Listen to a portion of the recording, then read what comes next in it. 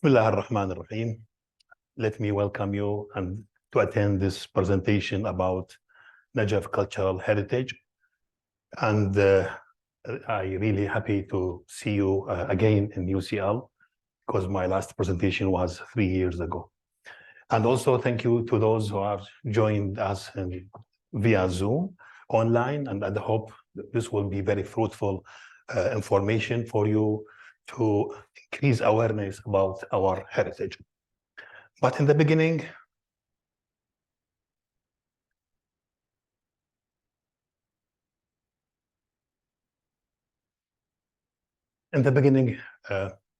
I was prepared myself to talk about Najaf heritage with a small clip full of happiness. But this morning, I heard this very sad news, not for me only, it is for all Iraqi people. So let me express first my sadness and also share the sympathy with all those families who lost their lives at the wedding yesterday, and hope the mercy and stay in peace say to them. Okay. Najaf. This is the important Islamic city in Iraq. It has really suffered from a lot of challenges, especially during the 20 years ago. The main thing or the main amazing characteristic of this city is those millions of people now coming every year to the city. For example, 2 weeks ago, in the anniversary of death of Prophet Muhammad sallallahu alaihi wasallam, about 4 to 5 million, I think 5 million approximately entered the city just in a few days. And the increased needs of those people, the services, accommodation, and so on. So those things have a great pressure on the heritage, especially on the historic part of the city. Let me first introduce Najaf. I know maybe all of you know Najaf, but let me remember you about the deep-rooted this city in the history. At the beginning, it was Hira. It is the capital of Lakhmids, Al-Manadira. And this capital, the ruins, it's underneath, it's about several kilometers apart from the Najaf historic center. This is one picture of the investigation of archaeological site inside this Hira, and I think it represents Abbey and a lot of churches and abbeys because it's a Christian state at that time, before Islamic period.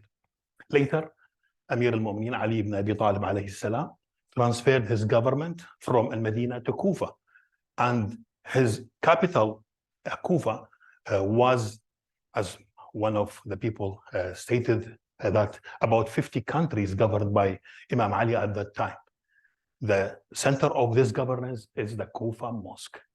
But it is a strange picture, photo, because now it looks the Kufa Mosque not surrounded by the Kufa city of Imam Ali. And this is the problem of the heritage of this zone. The people, when they built Kufa, they used in majority the bricks of Hira. And the people, when they built Najaf, they used also the bricks of Kufa. For this, most historian in the city named those 3 cities, Kufa and Najaf and Hira, the triangle of civilization, because it is just several kilometers distance between them. Why now Kufa? This is a photo from the early years of the 20th century, in fact. But nowadays, Kufa is surrounded by this mosque, by new buildings and so on. And I can say now Kufa and city is a one city named the Greater Najaf, or Najaf al-Kubra. After burying Imam Ali in Najaf, it was named at that time is the back of Kufa, which was used for burying people or watching the travelers and caravans and so on. And Imam Ali many times went to this place to watch the boundary of his capital.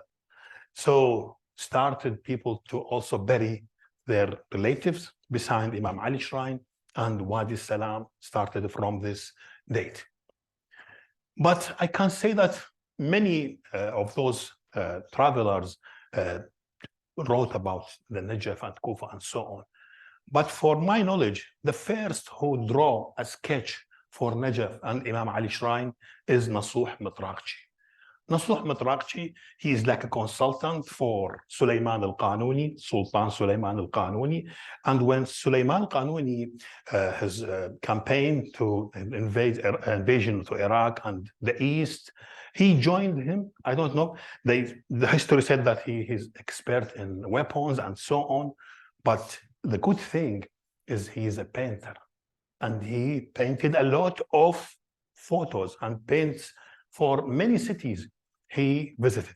But as you see, in very old style, because as you see, this look like a plan and isometric. And so from engineering point of view, it is not correct. He mentioned this is Imam Ali, the shrine, and also mentioned here the title of this page, Tatim Imam Ali, which he means that this is the city surrounded the shrine of Imam Ali. He gathered all those drawings in one book, and this book, I think, is the Archive of Istanbul. The name is in Arabic, Bayan Manazil al-Iraqin. Also, the Turkish used many Arabic words, so Bayan Manazil. It was the description of the many cities or many positions he visited at that time. And he mean by al-Iraqain, why two Iraqs? We know that one Iraq, because at that time, it's about maybe, I think, 500 or less or more. Iraq in Iran now, it's the old name is Iraq al-Ajam. Yeah, it's mean Iraq of Ajam. And Iraq al-Arab, which is now the Iraq we are now. The good also thing, another good thing is that there's a massive students in MIT at 1998 analyzed this photo, and he mentioned that the city contains many mosques, tombs, fortresses, and hammam, which means bathroom. So it looks that the city is full of life around the shrine of Imam Ali, alayhi salam. The second important, very important drawing made by Niebuhr, Carsten Niebuhr, the Denmark, I think, archaeologist or something like that. He visited the city in 1778, and also many cities, not only Najaf, but the good thing he made this drawing with the sur and the wall of the city and those al-Zakawat, which mean the small hills inside the city. And there are some mistakes. And also the amazing thing is Wadi Salam. Wadi Salam, so it was something, one of the characteristic of the city. And also he made this drawing of the shrine of Imam Ali, alayhi salam. Okay, but I wonder, how can Carsten Niebuhr, and he is a stranger, to walk in all these narrow alleys inside the city and make this drawing? It's really something genius or strange. He didn't have a drone at that time or something like that. So how can he do that? In fact, I returned back to the first book or the book from the archive, I think from the Hamburg University or Heidelberg University. And then I read that he used or expected that he used something named in measurement, odd measurement, the Roman step. The Roman step mean that when we are walking, in ordinary walking, each step of you, it's about 0.74 to 0.76 meters. And it is well known way to measure distances. So this is logic that Niebuhr can dress an Arabic dresses and then walk inside the alleys of Najaf and then counting just how many steps. Or this some mistakes. Based on that, I tried to use AutoCAD software to imagine where is the location of this city visited by Niebuhr at that time. And I saw that this is, so part of the city was Wadi Salam and then changed to be a city. And at the early years of 20th century, it was like that. And by the way, it is the archive of this college, Institute of Archaeology. One of the scholars, Iraqi scholars, Dr. Shubbar, he is now the head of Department of Architecture, University of Kufa, used this in his PhD thesis in the University of Cincinnati, United States, and make some modifications to the, you see, it is a very important identity for the city, that it is controlled by one monument, Shrine of Imam Ali, and also the skyline is very clear, and also misbuilt, documented with some photos, those pictures to see the identity of the city. So this is Najaf till the 20th century. Another characteristic of the city, which is not separate from the shrine and the old city surrounding the shrine, is Wadi Salam. So anyone visit the city or write on the city or make drawings, paintings, and so on, he saw those caravans coming from abroad, from hundreds of kilometers, from east and west, to bury dead people in beside Imam Ali shrine.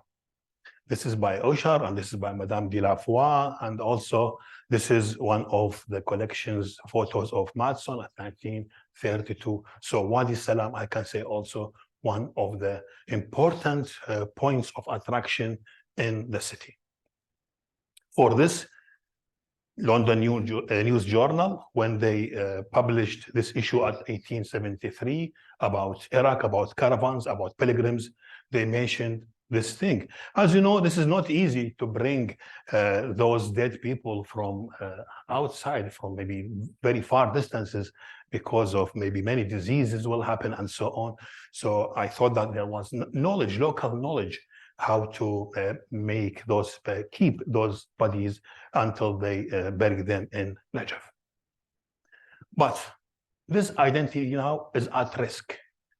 I can say that is at risk, not demolished completely, but at risk. Why?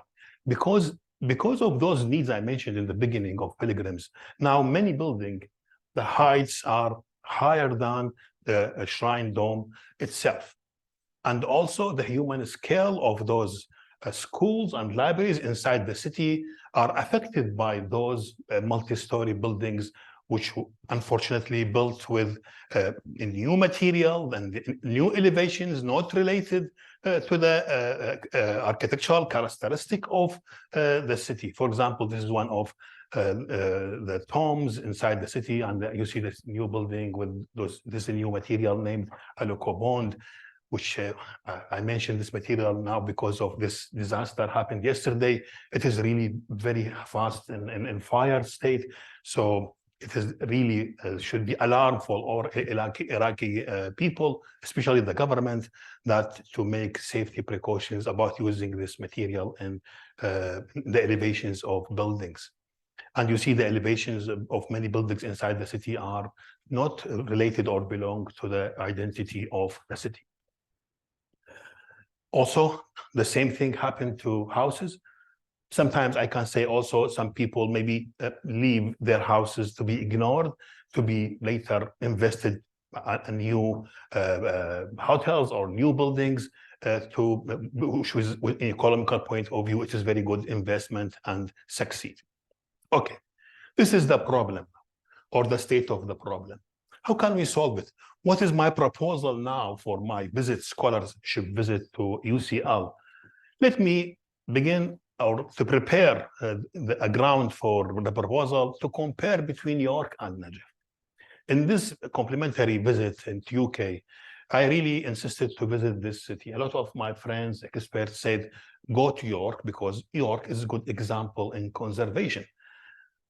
I asked myself, York and Najaf, what are the similarities and what are the differences? We cannot copy a solution from others and then implement it in our city. Because, for example, is York now receiving millions of people in just several days? Yes, I know now that York 8 million or something like that, but in the whole year, not only in the year. And I put this photo to see or to show you that also in York, there's a challenge between the identity of the city and also the new buildings. And it is really good big photo that this is like one are facing other, the new architecture and the old architecture. Okay, so let me say that the main challenge in York is different from Najaf. It is the archaeological sites, because under York there is a Roman city. So any new construction in New York, there was a question, what about the archaeological site underneath? This is from York City Council website. You can see that the archaeological site is larger than the city center of York. So anywhere you want to make a new project or to make an investment or some new construction, you will face maybe the most important thing or most difficult thing will be the foundation of your building, because you are standing on archaeological site. How they solve this problem? It started from the 70s. Those information, in fact, I got it from Claire McRae. She is working in the city council, and she's an archaeologist, got an MA in archaeology, and its responsibility or its job inside the city council is this topic, the archaeology. How to keep the archaeological site under the new construction. So at that time, they want to solve the transportation problem, ring road and multi-story car parks and so on. And it is something expected, because now it is easy to transport from any place to other place. And also people now have the desire to visit any city in the world, and New York is a very attractive city. For this, they made one precaution, or one, let me say, condition, that any construction should start archaeological investigation before the new construction. The man who led this thing, his name is Peter Adiman. He established a charity organization at that time named York Archaeological Trust. And really, he succeeded to do that. But the city council adopted that any new construction should be preceded by this investigation. Yes, it will add money and to our time to any new construction, but it is really very important and essential to keep. You made investigation, you document everything. You may also read the history again in a new way from those investigations. I don't know exact information who will pay for that and so on, but this is the condition. Investor, yeah, okay. He wrote at, I think, 2008, yeah, a report. He mentioned those pictures from his report. This is, sorry, 2016. This is the British Academy review, and he mentioned that all those buildings of red roof are new, built after 70s. And then all those are investigated for this, a lot of things found from this archaeology. I searched yesterday in the internet to see where is the exact beginning of that, or the start. I found a very important report, which started in 1991. It was written by ARIPO. I think Arab is very well-known company, University of York. Those are reported very important recommendations. I will mention it to the City of York Council and English Heritage. And those recommendations now, the laws should be followed for any new construction. Those recommendations are, they mention that there should be database of every heritage thing inside York. This is the beginning. Then there should be also evaluation for the archaeological value. So they put, let me say, a rules, like, for example, when you list a building in heritage list, you should, for example, put many grades if it's very important, or maybe can change or not change, etc. And any planning should have this, maybe new term for planner. It's mitigation strategy, mitigation to heritage estate. And also the funding, which Dr. Mohammed mentioned, and the foundation. I also have talked about this to my colleagues, the engineers of geotechnics, that they mentioned that the foundation should be used piles, not other type of foundation. Because as you know, piles is always with a very small section, related to the area, maybe 0.5 meter or 1 meter maximum as a diameter, then this is maybe can go to the 25 meters, 50 meters, and so on. And they chose the very, I did the same thing for Maqam Hud wa Saleh, because as you know, Maqam Hud wa Saleh in the Najaf is inside the cemetery of Wadi Salam, and they want to reconstruct this again. But the zone of this Maqam is full of graves and tombs of people and of tribes. And anyone maybe just digging a small or many demonstration and tribes come to the zone and say, stop everything, all the bodies of. So we use the same technique at searching those, maybe let me say, very small areas to put our piles and then construct a new construction. After this report, later, there was a new structure for the city council. Maybe this is not well known to have an archaeological department inside the city council. So Mrs. McRae, in fact, because she has her work in this department, she mentioned this is very important now. Any development or any construction should follow this flowchart, and then the conservation and ecology and trees and also archaeology will affect the decisions about this new construction. I mentioned for the report of RUP, Arab, that there should be database or documentation. See now, this is example of the documentation in New York. It's really amazing. There are different layers. If you want to know the monuments, those are the monuments in New York. And now you can move the mouse everywhere and see brief information about those positions. And then if you want events, because events is important for me, I'm talking always in intangible heritage and living heritage. So this is the events, maybe special celebrations and so on, or anything related to the history of city. Those are scheduled monuments, which is more important than monuments, as I made the grade 1 and grade 2 and grade 3, and a lot of things you can find in the City Council website about this. And this is the listed buildings, a huge amount of listed buildings.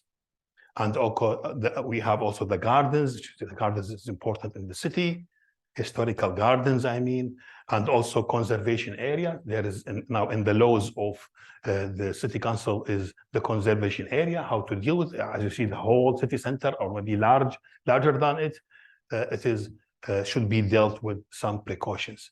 Those information are important for me as one now living in the city of Najaf, because now the good news is we have a new municipality in Najaf. This municipality will be inside the historic part. And I can say it is the first time in Iraq to have municipality specialized with historic site or historic city. So I now encourage all who has the knowledge or the power to help this municipality to be a special, not working in the same rules or the traditional rules. They should have also rules similar to York. Also, no, so there is no problem in New York example? No. According to Mrs. McRae, that still now there is a need to change because of sustainability of tourism and residents' needs, accessible and transportation and those things, security issues, building heights.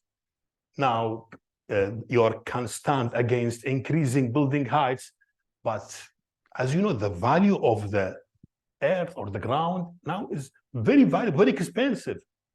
It is not logic, maybe sometimes, if we think in economic mind, that to just build 2 stories or 3 stories in this very valuable zone.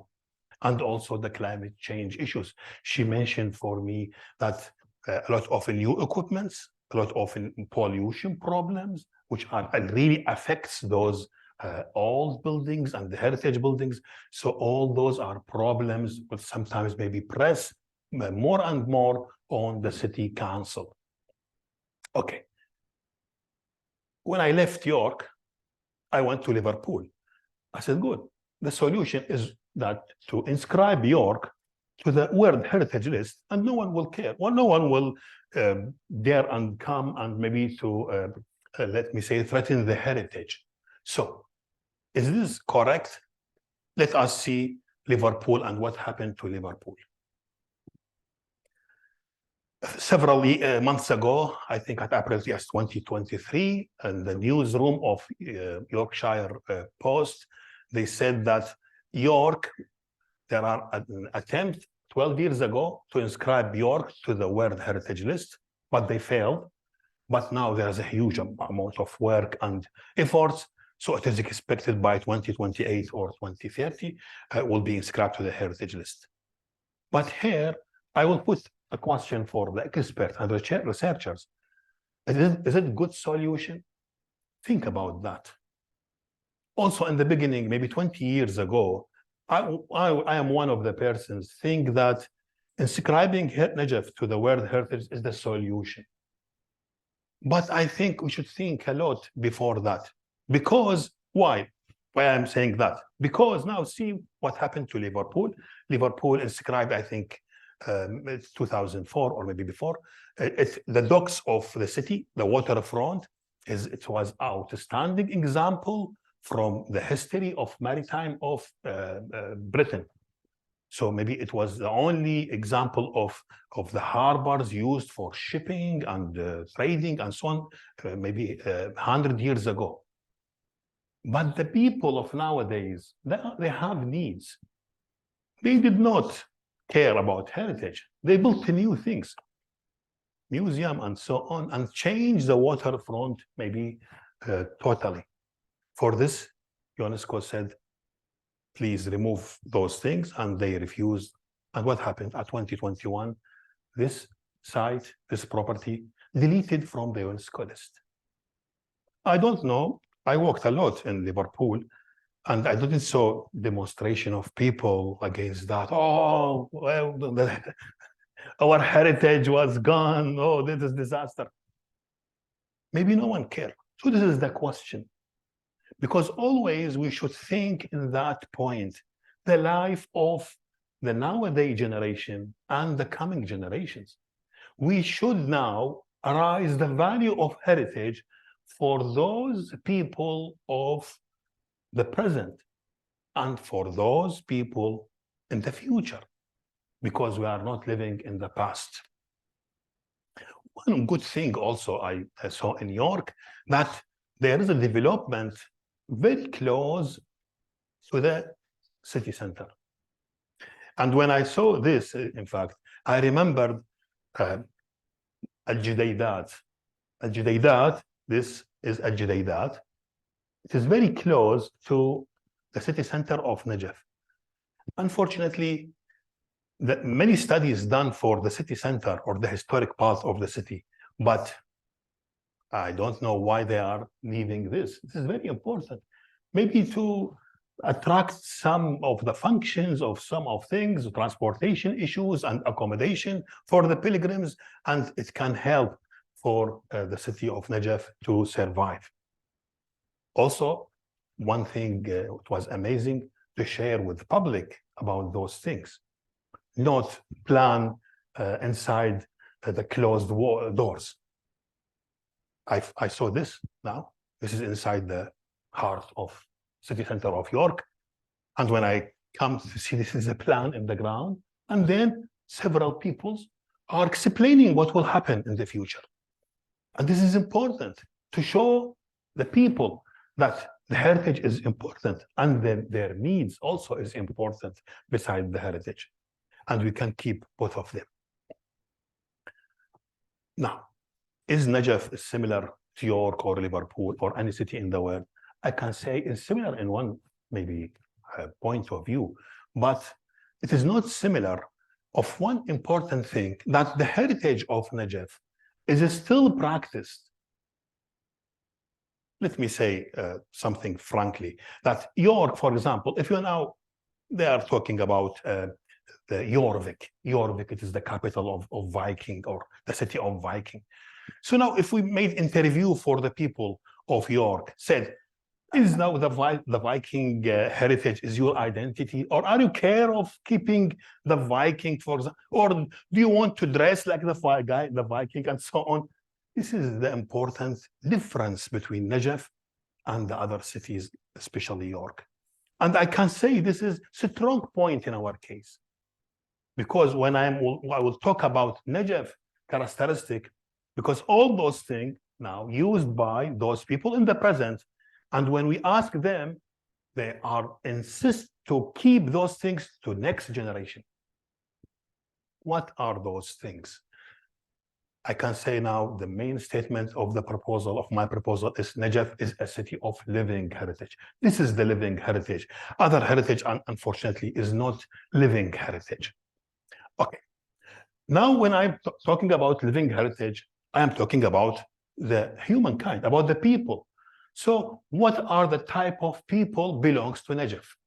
Maybe just we think that those people now living in Najaf, or when we ask, for example, Mohandes Naaman, maybe he said those people inside the walls of the old city of Najaf. No, in fact, the definition of Najafi people is very broad. I will now say why this is very broad. For example, now the pilgrims, all the million of people coming to Najaf belong to Najaf. Why? Because their practices, their traditions, their heritage, living heritage, practiced inside this small part, historic part of the city. So they need the cemetery beside the shrine to do their, and this happened 100 years ago, and this will happen thousands of the coming years. We don't know how many years. And the values related with tangible heritage is important for those people who practice this heritage. I will mention one example because the time is limited to talk a lot about Najaf. This elevation, or the front elevation of the shrine, which is built 400 years ago based on the golden ratio or the sacred ratio. This ratio, named sacred because it is in the brain of the body and of the man, and also it is in the galaxy and so on. So for this, they mentioned that this is a sacred ratio because they found it everywhere. And this is the polygon. The ratio between the sides of polygon is this ratio. The second part, or the second type of community related to Najaf, is those religious studies, or al-hawza al-ilmiyyah. The traditions of studying still the same. 100 years. We talked a lot with some friends that please let us build for you classroom and whiteboard and so on and chairs. They said no. We should keep, this is our traditions. And because the way we use in this study, it is not only has scientific objective, it also has something spiritual for those students in the future.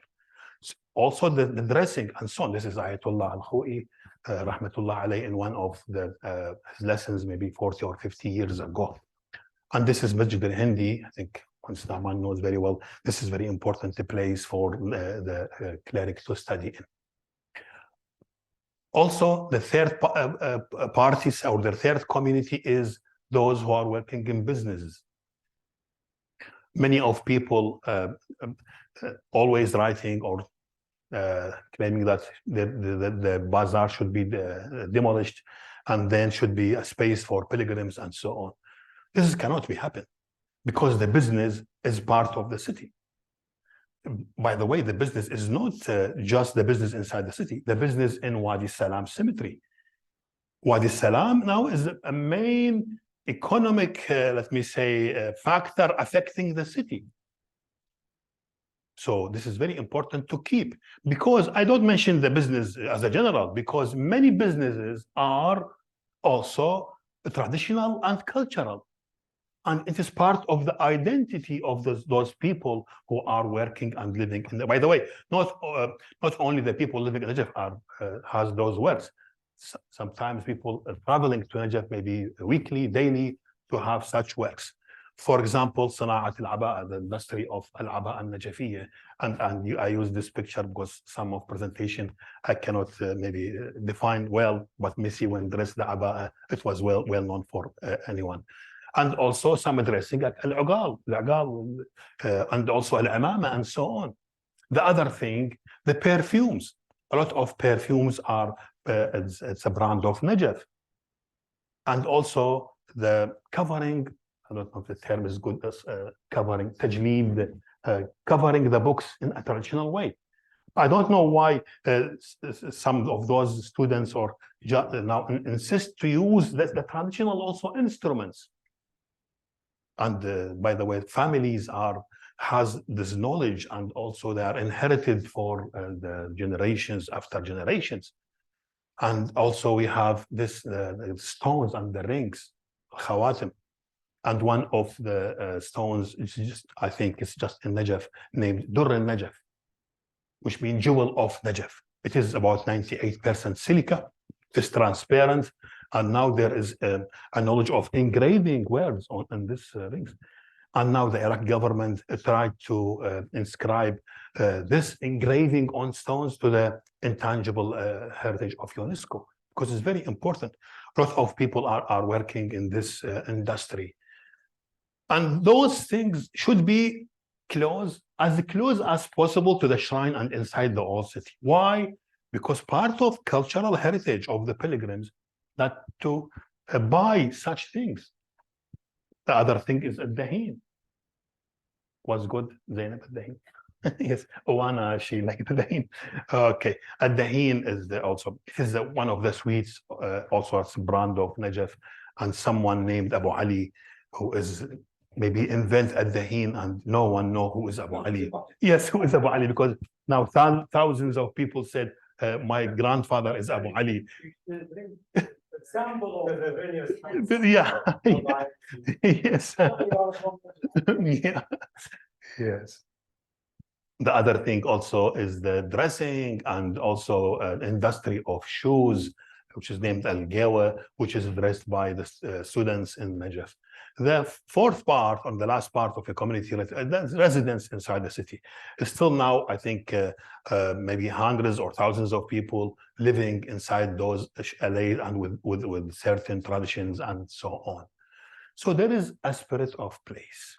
Let me recall something also important, which is, for my knowledge, it is really a great advance step in the, dealing with heritage, with tangible heritage. ICOMOS, which is the main consultant for the UNESCO, for the World Heritage, they have a declaration at 2008 about spirit of place. They have only deal with the tangible heritage, but finally, they found that they should have interest in this, because they now define the spirit of place like that. This is the meaning and value and emotion, mystery in any place.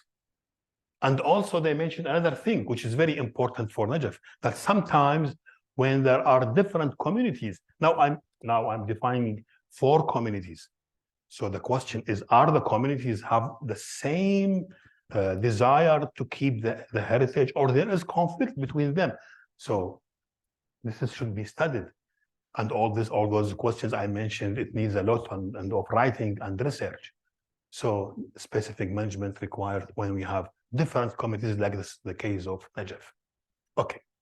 Now, how can we keep the spirit of place? I will give 2 examples. I always use those examples because it's very clear. The first is from Morocco, which is Fana al-Jama in Morocco. This inscribed to the UNESCO list of tangible heritage at 1985. But later, those traditions beside the mosque was inscribed to the intangible heritage list. And it is important not to separate those types of heritage.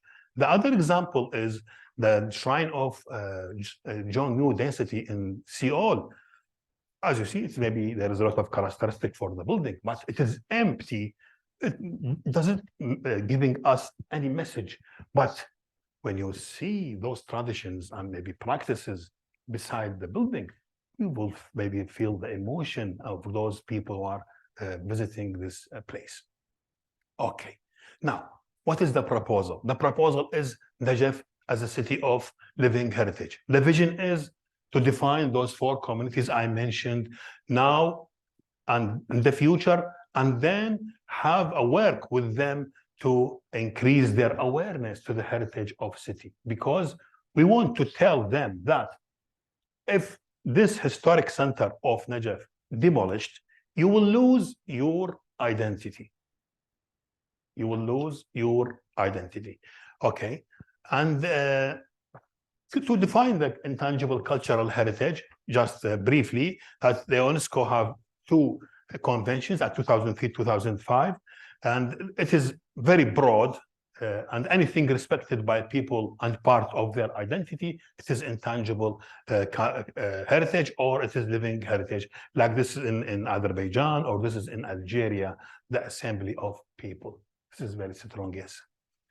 Okay, 677 are ratified this, elements in the list, and 167 is ratifying this invention. And Iraq started to, and also the good news that we have now department inside the Ministry of Culture, which is specialized with intangible heritage. And there is a very important project I will want to mention, that will be all Iraqi governorates. There will be a teams to inventorying. Inventorying means that counting or just exploring the people and what are the living heritage they are using or practicing. Iraq succeeded with some countries for some things, like, for example, al-nakhil or the nakhla, or the date palm, and then so al-qahwa, the coffee, and so on, and also marasim al-arba'in, which is in this picture. Or it is not the ziyar of al-arba'in, it is exactly the accommodation of people and the services given for people, for the pilgrims. And definition in the Convention of 2003 of UNESCO of this type of heritage, this is practices done by communities or groups or individuals, and which is give the sense of identity and sense of continuity. For this, they should be safeguarded, because of the globalization that maybe make all the humans like each other, and which is very bad thing for the humanity. And I can say the father of this Intangible Heritage Convention is Koichiro Matsuura, who was the former Director General of UNESCO. He mentioned in one of his articles at that time that looking after monuments and cultural, it's a very easy thing. And we have a criteria, 6 criteria for cultural heritage, and we can also put the criteria like a rule and measure if there is authenticity and integrity, etc. It will be heritage, very important heritage property or site. But a difficult thing is, this is the real challenge, that the values or the spirit, knowledge, etc., beliefs that are, it is the heart of the culture. This is a very important issue, and I think it needs a lot of effort from UNESCO to write and research in the future. But this is also, at the same time, is very sensitive, because when I'm now give promotion for such type of identity and so on, so sometimes we found maybe hundreds of identities in the same city, maybe in the same country. So there are very important precautions or provisions as human rights first, before considering any type of practice as living heritage. It should respect human rights. One example is that Sibaq al-Hijn, is the race for camels used in the Gulf. In the past, they put a child over the camel, but later I said, no, can't be done. They put a robot or something like that. So human rights is at the beginning. Also, mutual respect among communities. We should not this will lead for racism and so on, maybe extremism. So it's very sensitive type of heritage. And finally, the sustainable development. Now, what I propose for Najaf is that inventorying should be done for pilgrims, students, and also workers and residents. And then we collect, or after this inventorying, we collect those heritage elements, living heritage elements, and ask ourselves, what are the elements, and then who practice and where. Where is very important, because I am searching or exploring the spirit of place inside the historic parts of the city to see the importance of the place to their practice or to their heritage. For example, when I built maybe multi-story building and very new and with very high technology, but it is far from the shrine, and say this person who are selling dahin, this is sweet, or who has this engraving and at the Nahrein Najaf, come and work here. I think he refused. Dr. Mahyar, me and him visited city of Kufa. And so, and Zainab also, you came to visit. And so those people are working in industry of boats and some local industries. They are inside very poor buildings, maybe danger for their lives. But they cannot leave the river. They will not leave the river. Okay. And then we should start, of course, with the safeguarding, who need the urgent intervention for the safeguarding of those type of heritage, and the action plan like that very fast, because we have to finish this presentation. To also, the main important is to listen to your comments, and also comments across the Zoom from Iraq or elsewhere. So for this, the proposal will be based on how to relate intangible and intangible heritage to keep the city center of Najaf as it is, and also increase the awareness of people by promoting those practices by, for example, using the UNESCO list of intangible heritage. And also, I suggest that we have this museum inside the old city of Najaf named Najaf Turath al-Najafi. It is mainly used as a museum for Al-Ashreen revolution against English troops, but I suggest that it will be converted later to a community museum to train those, for example, new generations about these practices, about these traditions, to Najaf be valuable, this historic part of the city, for the whole people in the present and also in the future. This proposal, I wrote an article, a chapter with Caroline Sanders, and published this in book in 2022, also to be a proposal for other cities maybe, and also to add to the literature about those things, which is the importance of living heritage and to keep the values and the spirit of places. And also for me, it is very valuable thing that because in the literature we did not find, or it's very limited information, what is the opinion of the Islamic concept about the heritage or about keeping the heritage. So I mentioned this for Ayatollah Sistani. It is stated at Friday prayer, Salat Jum'ah in 2010. He mentioned that there is a character for those cities of Najaf, Karbala, Kadhimiya, and so on. And it is important to keep the character of the cities. I mentioned that in this book. This is for literature first, and then also one of those people who are really have great interest in pilgrims and serving the pilgrims, they should know that keeping the heritage is keeping the values who are searching for pilgrims, because pilgrims did not come to Najaf, for tourism or to have a good time in Najaf. They have values, and the values are related to the shrine, design of shrine, and the design of all buildings surrounding the shrine, like schools and libraries and so on. And also the pilgrims are, as I said, they are always buying something from this.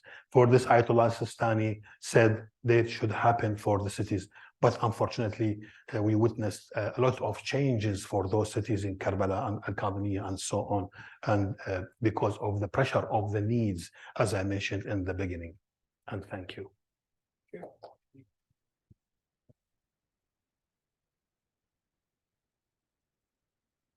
Let's start with the attendees first. Yes. Yes, Dr. Sadaq. Thank you. I'm not Dr. Yeah, Mr. Sadaq. Yes. For any PhD. Thank you for this nice presentation.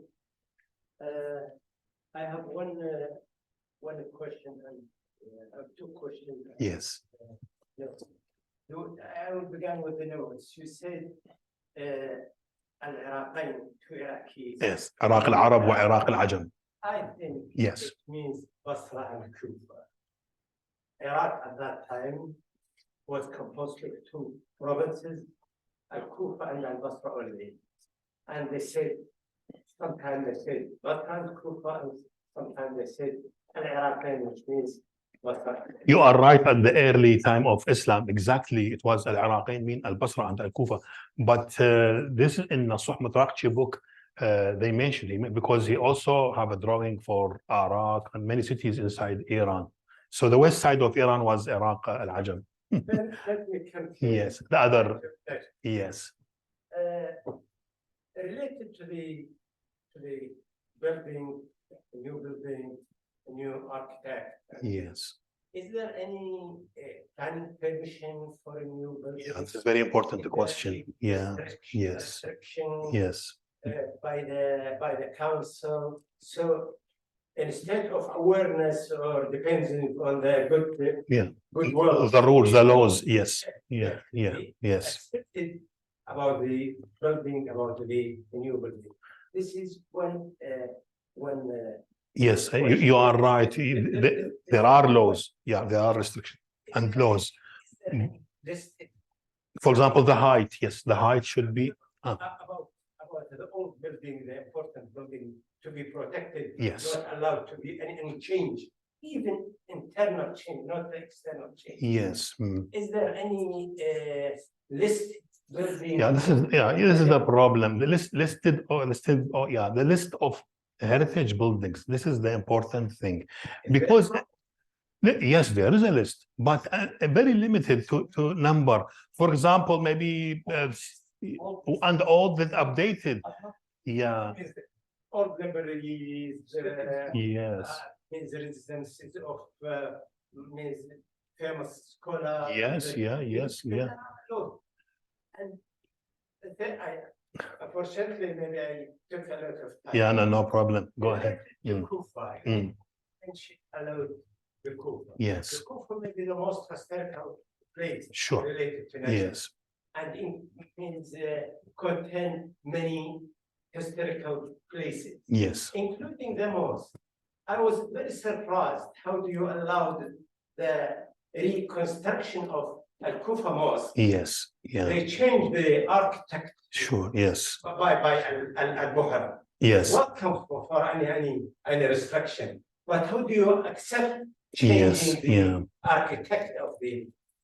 There's a lot of questions and a lot of things to say about it, because it is really, I think, the hard recent history we lived during the 20 years ago. Regarding, you mentioned first the law permission. Yes, in Iraq, unfortunately, in Iraq, the view to the heritage or to the archaeology is always negative. Why? Because, for example, if you find your house is very valuable from the history point of view, you don't have the courage to go to the government and say, please list my house to keep it, because you think sometimes you want to change. When the government controls, this is another thing, because also I think the rules or the laws of heritage in Iraq should be improved and rewritten again, because now just say one thing: don't touch anything, don't change anything. But there is, for example, a bad or miserable structural state and so on. You had to conserve. You had, for example, to maintain or some function to use for economical benefits and so on. This happens always. I didn't say that for nowadays government. It is for a long time, for decades. So we, let me say, inherited this thing in all people when they are dealing with the Ministry of, for example, Culture and Heritage and Archaeology. This happened. Kufa is important, yes, as you said. And we have now a project about Kufa, but it's not complete, so I cannot talk about it. It's all sponsored by Nahrein Network for 30,000 pounds to document some places in Kufa, and which is important to the local people. Kufa, I can say Kufa of the Islamic period. I think you are searching about this Kufa. There is only ruins underground. Maybe this is similar to York. So some places are kept now without any new construction for the future investigation of archaeology to explore the old Kufa during Imam Ali governance. But the Kufa, which named now the Shara al-Sikka, or if you know those, As-Sarai, Al-Judayda, and so on. These are, let me say, Kufa of the Ottoman period, or Kufa of the medieval ages, which all the people left the mosque and lived beside the river, and all the works and life are related to the river. Now, yes, this is very important now to the people of Kufa and to the history. Thank you very much. Mr. Nahman, yes. Thank you for that. Yeah. Really fascinating. Even if I know the area you were talking about. Yes. But it's a lovely reminder. I'm going to be quick, but I have 3 points which I want to raise. Yes.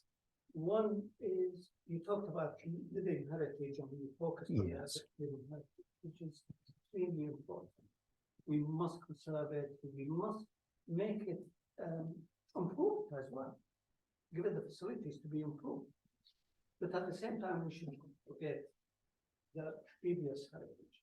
Najaf had a great heritage before. Not only, not only the pre-Islamic, immediate pre-Islamic period, which is the Christian heritage, Al-Hira, yeah. the whole lake or Najaf and what have you, all that area, but also before that, there are lots of heritage. The Iraq as a whole is a huge museum of objects, and we should not forget that. And I think it's important to look at that as well. Which brings me to the most recent heritage, the 20th century.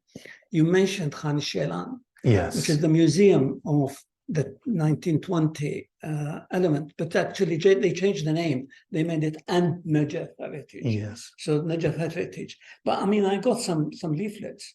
It really makes you cry. Nobody knows about that. You know, you go in Najaf and say, have you been to Khan Shelan? Oh yeah, they know where Khan Shelan is, but they haven't been there.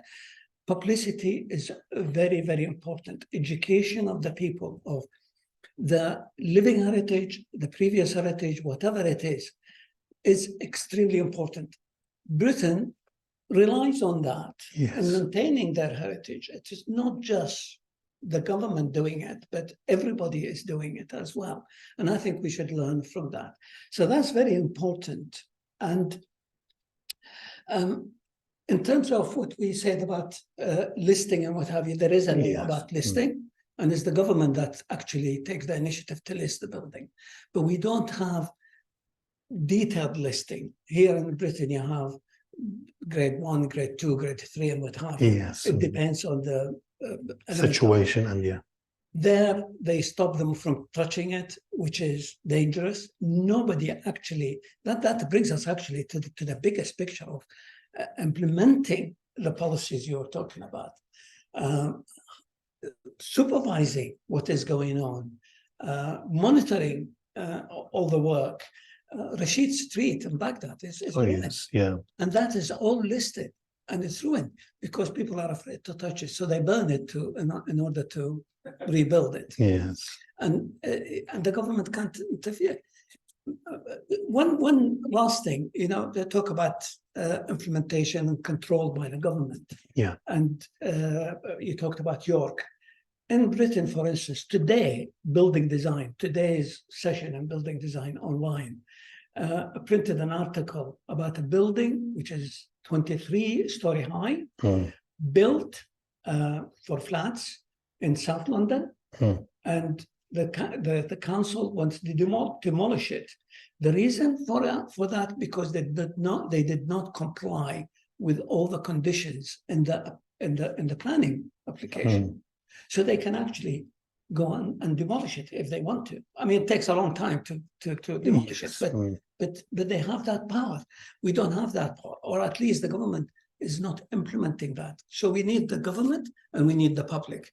And I think the two we need to develop. Yes, yeah. Thanks. Thank you for great comments, Dr. Mohammed, if you let me. But there's a term, it's heritage industry. I think we need a lot of work in Iraq and heritage industry. As you mentioned, the promotion. Maybe people from Najaf didn't know about Khan Shaylan. Instead of them visit, like schools and students and those coming generations. So it is important for the heritage industry. And I'm sorry that as you know, maybe the majority in the hall know that the ministries in Iraq are classified into types of ministries, like important ministries and unimportant ministries and so on. And this is part of al-muhasasa and so on. The heritage ministry is always ignored. No one wants this ministry. And it was a separate ministry and then merged to the culture. And maybe later, I don't know what will happen.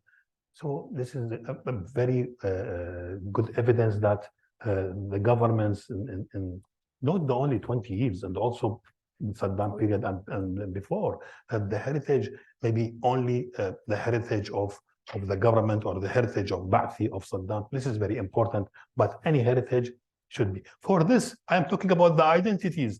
But unfortunately, Saddam brought Kurds from the mountains to live in the south, and they did they did a lot of things to change the demography of Iraq, and even all the farmers. Oh yes, and the farmers and so on. So demography.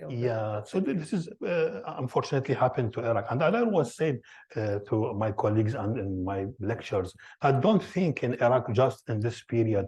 Think in the roots.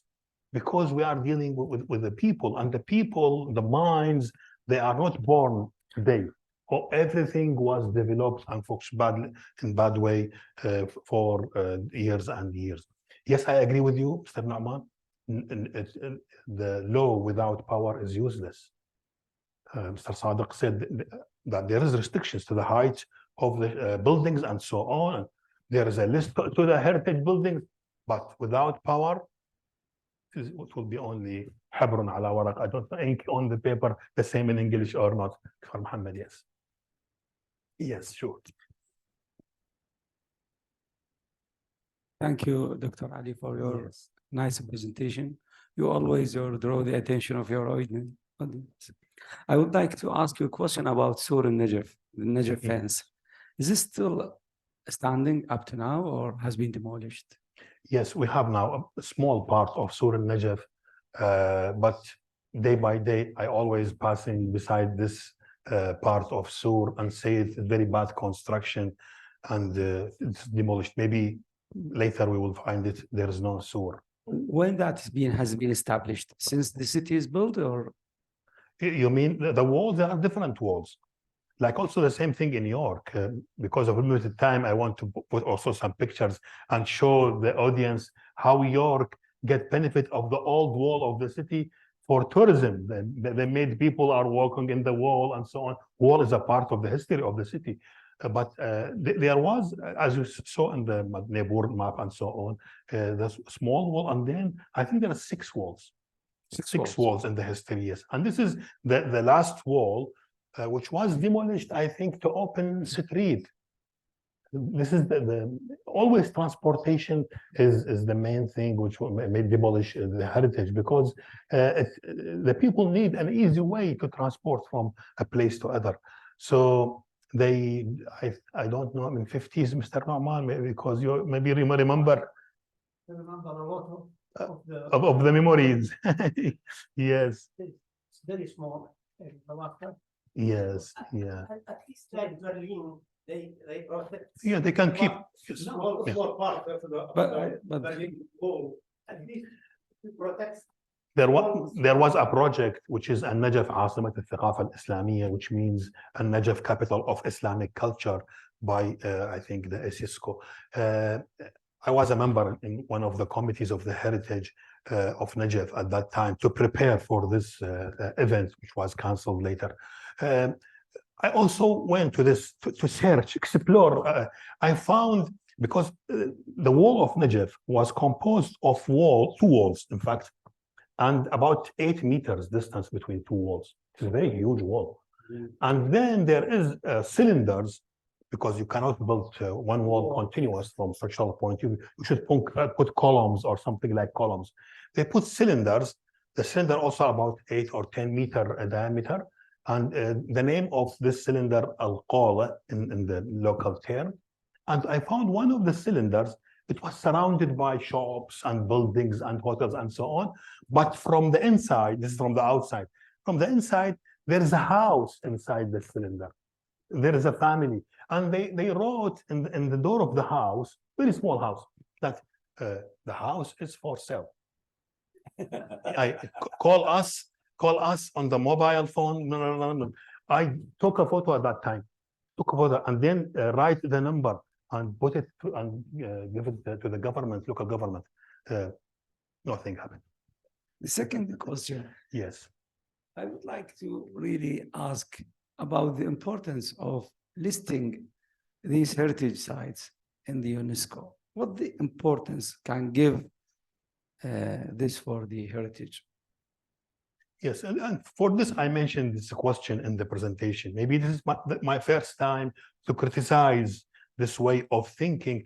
I can't say criticize, but let us ask ourselves if its heritage is important for us as a local people or not before going to UNESCO. Yes, let me also talk frankly. In the beginning, I find myself as a professor at university with a weak tools. I have no tools. For this, I'm thinking in UNESCO to help me, to give me the power to talk about heritage. But later I found it may be also something risky to think in this way.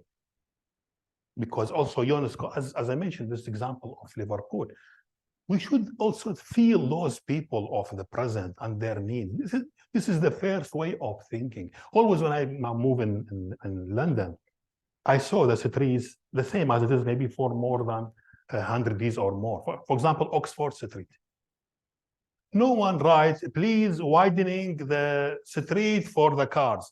In Iraq, always they please add width to the street because there is a huge number of cars and so on. Because the brilliant solution was done in the beginning, in underground, which was maybe millions of people using the underground and can maybe arrive for anything or for duties and jobs and so on without any problems. So solving the problems of people should be the first. Yeah, yes, of course. Yeah, تخطيط النقل. Yes, yeah. Only bridges, as you should. ثورة العشرين, this is statue, as you know, and others. Yeah. The last question. Yes. Related was Mr. Sadiq said about the building a new building and digging the heritage sites. Is the State Board of Antiquities and Heritage now they have a new list for these places? Do they have a new map? They define all the sites. As I know, you are an engineer and you know that when any investor taking any project and starting to should have a permission first. Yes. The first thing has to get a permission from the State Board of Antiquities in the city. So sometimes this permission given to him easily. Sometimes it is difficult. It's not related with the ground if they found something inside, but there is something in behind. We don't know about it. Does the State Board of Antiquities, they have a new list? They have a new updating. You mean updating? Yeah, they have a new survey about the heritage inside. Yes, this is the problem. The database for this, I mentioned this is at the first point of this report. The database is the same as it is. I heard a lot, but I'm not sure about those information because it is really sad information. Many people who built houses in Kufa, when they are making the foundation, they found many And they didn't. and yes, They didn't tap. yeah, they full of concrete and so on. Yeah, That's it. yeah. So for this, the database should be the first, Yes. because now I think we have technology to for example, this is a penetration radar and GPR Yes. and so on. Yes. We can now find maybe a lot of history. And if we don't have these tools, Yes. some foreign organization, they would like to come and doing that survey, but the problem, nobody giving them permission to do that, especially if they want to get a deal and a contract with the State Board of Antiquities. They refuse to do that. Yeah. For example, let me give you an example. I also a member in Al-Lajna Al-Sha'biyya. This is a committee, public committee, which is a non-governmental organization. Maybe many people from Najaf who are poetries and writers and so on, and historians, Dr. Hassan Hakim and others, and Dr. Aqil. We have a lot of activities in that. For example, there is a project of residence project near the airport of Najaf, and we suspect that this is archaeological site. And we did and also organized a lot of demonstrations and to ask the government, please investigate first or make a research or something before giving the investment. But the project is complete now. Thank you, Dr. Ali. Yeah. Let me see some questions here. I'm sorry. A question from Rasul Arabi. Thank you for if the role of Najaf has not diverted from serving as a holy city. Has the city planning of Najaf changed over the year, or has it just sprawled? I don't understand exactly sprawled. Increase. Oh yes. Yes, unfortunately, it is random, of course, because there are, I think, many projects like updating the master plan or renewal planning. But as I mentioned, that the laws or any plan without power to implement it may be useless. For this, many things happened in Najaf, unfortunately, randomly and without satisfying the laws. Okay. There anything else? No questions. Only question, I think one. Okay. I'm sorry. If another, yes. Who's that? Yeah, please. John, if you have any comment or. Well, I'd love to say that I think it was an incredible presentation, and that I'm very proud of you as a Nahrein scholar to have contributed in this way to the understanding. And if everybody in Iraq had even a little bit of your understanding of your heritage, we would go a long way. Thank you very much. This support me and push me ahead. Yes, please. Thanks for a wonderful. Okay, welcome. Is the religious authority in Najaf supportive of conserving the built heritage of the city? Yes, I don't understand what do you mean by the religious authority, because maybe you mean the endowment, al-Waqf al-Shi'i, or you mean maybe you mean al-Hawza al-Ilmiya and so on. Because I think one of the problems of our heritage is the decision makers. It is not one decision makers.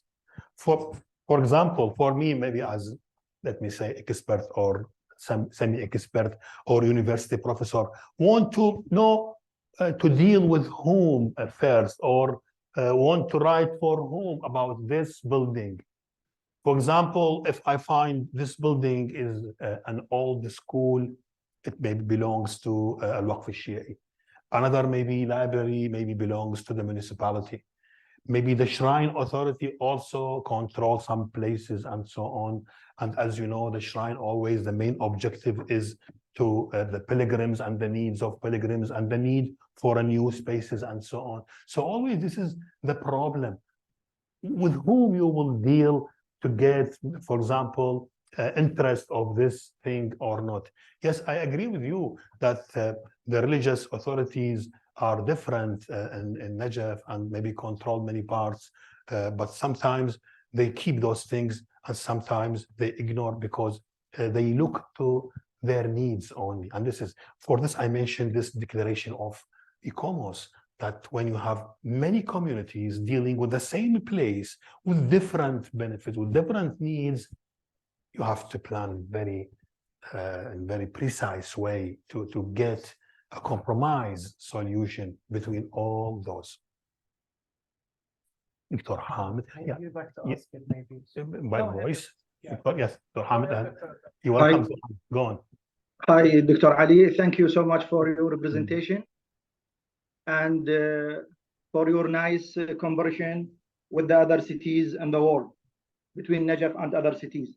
My comment is about the ceremony of Najaf, ceremony of Wadi Salam, which is represent one of the main feature, of course, for Najaf.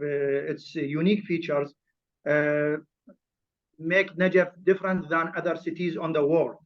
However, the expansion of the ceremony is out of the control, and it's difficult to be under the control, and that's make a challenge for the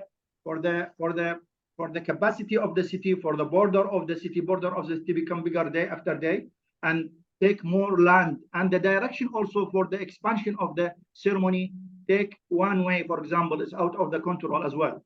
So what is the vision for that, and what is the impact of this expansion and on the heritage of the city and on the planning of the city? With many thanks.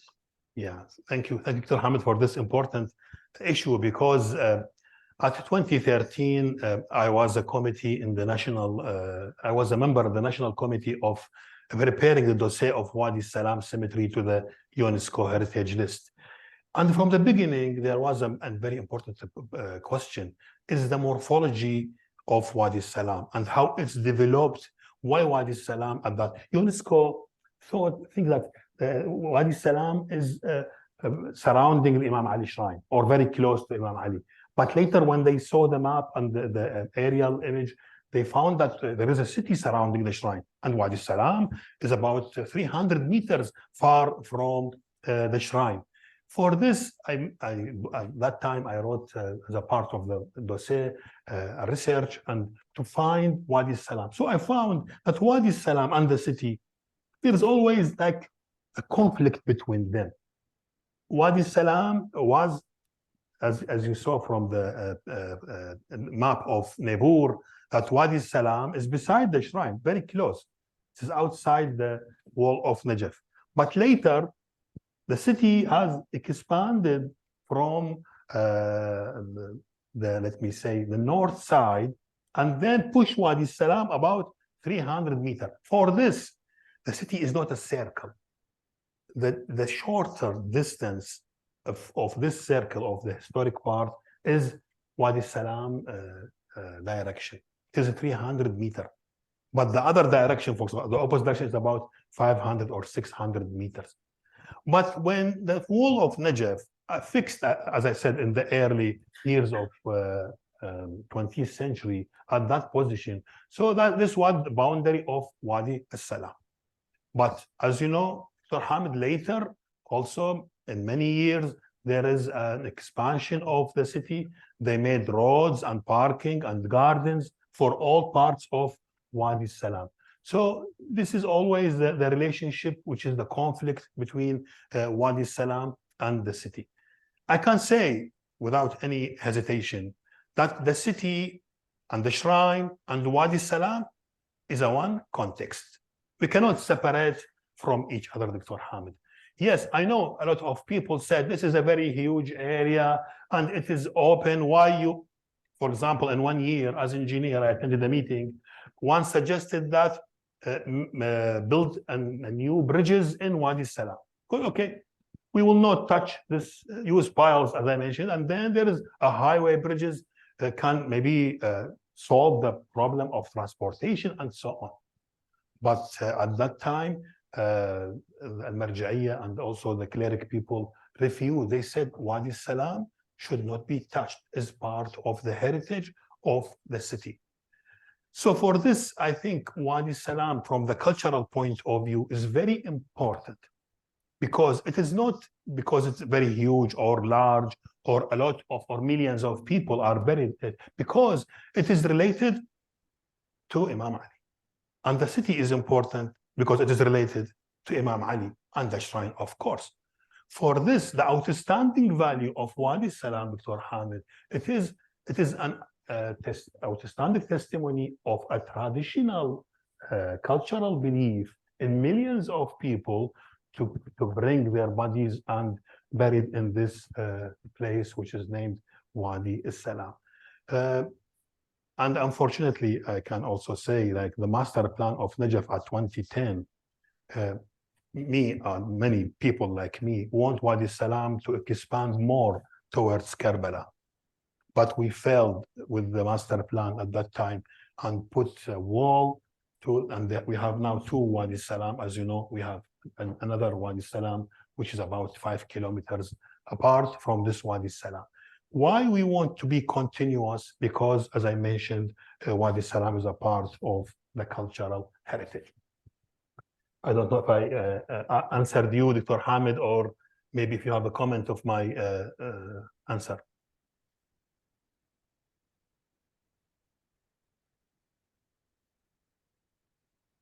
Okay, let me move to, sorry, Dr. Hamid, yes, yes, you can talk before moving to other question. But please, no, thank you, Dr. Ali. It's very clear. I am Yes. agree with you. Yes.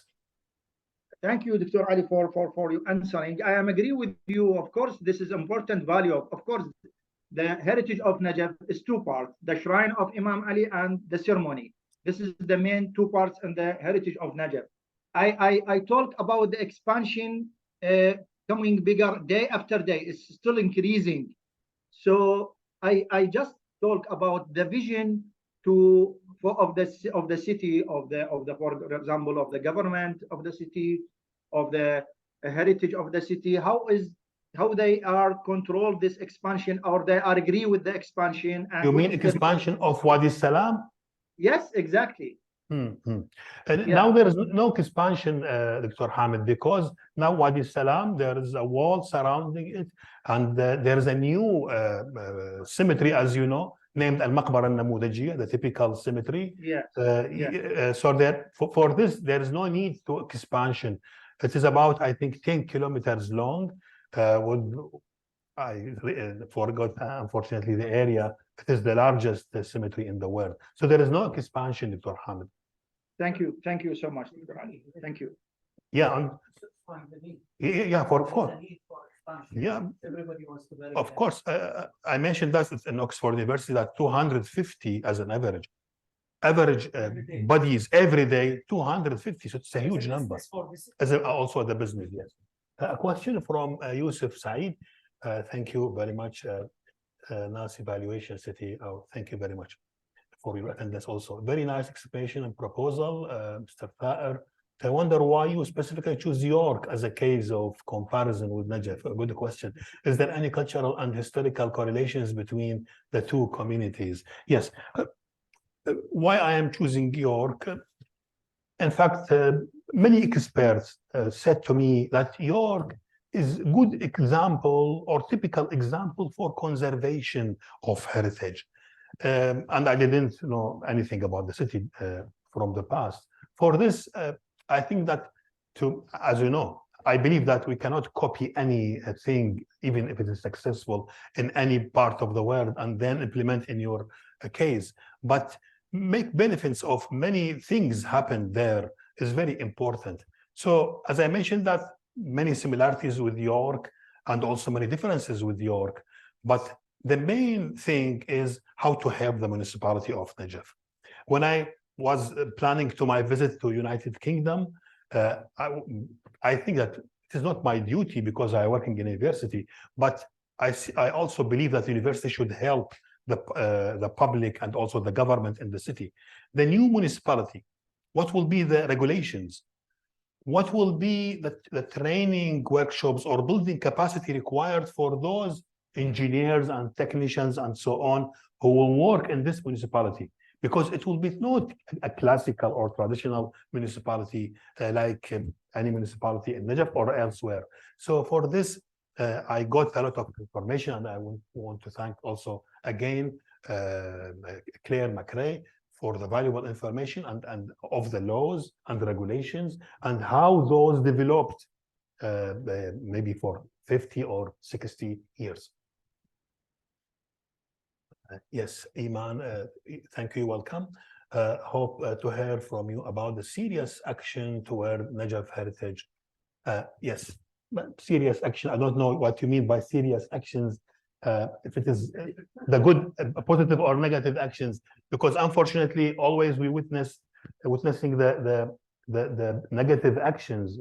Anytime you visit, we visit the old city, maybe see a new high-rise building with the new materials and so on. And for example, unfortunately, I have no photo for that. There was 2 X's from the north side and south side, which has put one in the presentation, showing the Golden Dome and then its trees, Shara al-Rasul and also Shara al-Tusi. Now, if you stand in Sahat al-Tawdiya in Shara al-Tusi Street, you will find a building behind a skeleton from concrete.